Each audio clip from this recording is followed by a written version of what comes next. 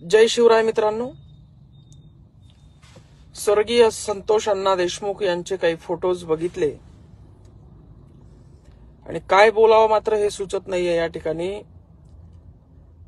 अतिशय लाजिरवाणी ही गोष्ट आहे। 12 कोटी जनतेच्या तोंडामध्ये तो नराधम मुतलेला आहे आणि याला जबाबदार गृहमंत्री नाहीत का?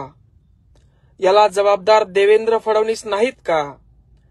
माध्यमांमध्ये असं दाखवताय की देवेंद्र फडणवीस यांना अगोदरच ही गोष्ट माहीत होती। मग मुख्यमंत्री गृहमंत्री असणारे देवेंद्र फडणवीस यांना जर का ह्या गोष्टी अगोदर माहिती आहे, त्यांनी जर का हे व्हिडिओ हे फोटोज अगोदर बघितले आहे, तर मग एवढे दिवस 3 महिने झाले ते शांत का होते? मग तुम्ही आमचं राज्य चालवण्यासाठी सक्षम नाही आहात का? एका सरपंचाची निगरून अशी हत्या होते, विविध ठिकाणी त्या सरपंचाच्या शरीरावर वार होतात, विकृती त्या सरपंचाच्या मृतदेहासोबत होते, जिवंतपणी विकृतीचा कळस या ठिकाणी गाठला जातो। अशा वेळी 3 महिने तुम्ही त्या संबंधित मंत्र्याला वाचवतात, तो मंत्री त्याच्या सहकार्याला वाचवतो आणि तो पक्षप्रमुख आपल्या मित्राला वाचवतो। हरामखोर नालायक तो अजित पवार, लाज वाटते आज आमचे शासनकर्ते एवढे निर्लज्ज आहेत म्हणून। आणि कपटी मनाचा पोटात काळा असलेला तो देवेंद्र फडणवीस, तुमच्याकडनं जर का हा महाराष्ट्र सांभाळला जात नसाल तर थोबाड काळे करा तुम्ही।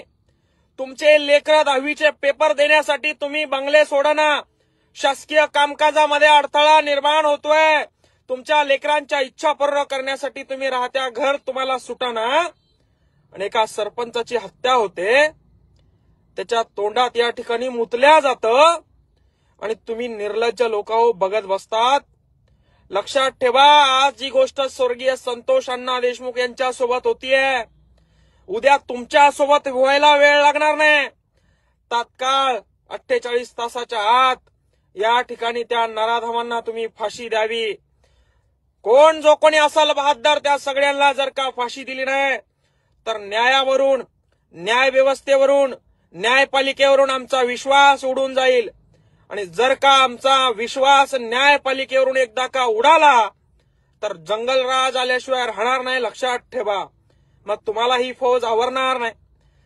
एकत्र झालेला हा समाज राजकारणापायी लांब गेला, कोणाच्या आशेला भुलेला बळी पडला माहित नाही, त्या विषयावर मी आता बोलू इच्छित नाही, ती खदखद आता व्यक्त करू मी इच्छित नाही।